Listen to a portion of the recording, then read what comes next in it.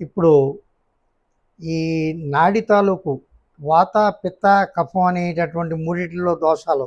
ఏది ఎక్కువ ఉంది ఏది తక్కువ ఉంది అని నాడీ శోధన చేసి తెలుసుకొని ఫలానా యొక్క అవయవంలో అంటే ఈయనకి కిడ్నీలో కానీ లంగ్స్లో కానీ లేదా హార్ట్లో కానీ లేదు పొట్టలో నుండి పెద్ద ప్రేగుల్లో కానీ చిన్న ప్రేగుల్లో కానీ ఏ ఒక్క అవయవంలో దోషం కనబడుతుంది అనేది తెలుసుకోవడమే ప్రత్యేకత. ఏ అవయవం నుంచి దాని పనితనం సరిగ్గా లేకపోవడం వల్ల ఈయన పనితనం కృంగింది,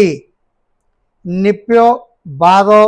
ఏదో ఒక రకమైనటువంటిది ఔషధం తీసుకోవాలి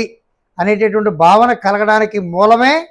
ఈ నాడీ అనేది మొత్తం సరిగ్గా కంబైన్గా పనిచేయకపోవడము.